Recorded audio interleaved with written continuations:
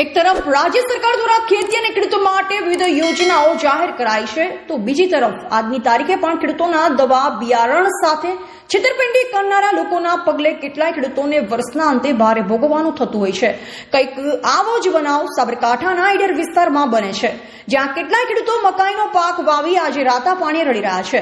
સાબરકાંઠાના ઈડરના બડોલી વિસ્તારમાં મકાઈ, બાજરી, ઘઉં તેમજ બટાકાના પાક માટે જાણીતું છે। જો કે આ વખતે મકાઈનો પાક વાવી આર્થિક રીતે સદ્ધર થવાની વાતો વચ્ચે મકાઈના પાકમાં સુકારો આવતા હવે ખેડૂતોએ રાતા પાણીએ રડવાનો વારો આવ્યો છે।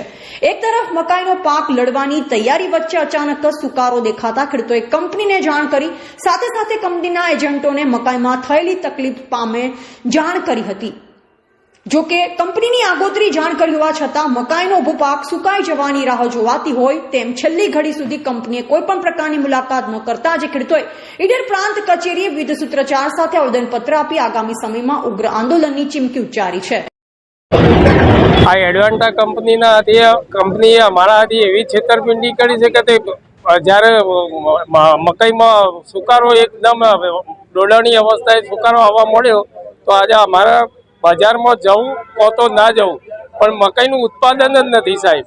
તો એના માટે અમે આ બધા અત્યારે ખેડૂતો છીએ, તો અહીંયા અમે સાહેબ પ્રાંત કચેરી સાહેબશ્રીને આવેદનપત્ર આપવા માટે આવ્યા છીએ। તો એના માટે કંઈક જે થાય એની કડકમાં કડક કાર્યવાહી થાય અને અમારા રાતા પાણીએ રોવાના દિવસો આવી ગયા છે।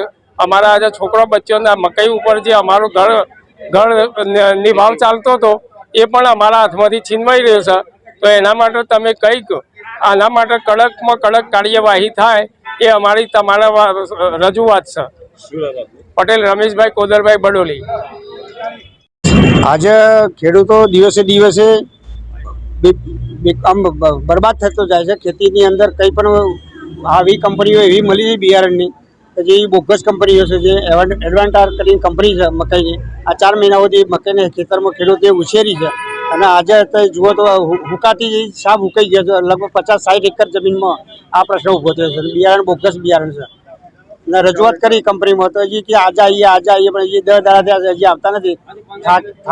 થાકીને ખેડૂતો સહાય લઈ કિસાન સંઘનો અને આજે આવેદનપત્ર પ્રાંતમાં કલેક્ટર સાહેબને આજે આવેદનપત્ર આપ્યું।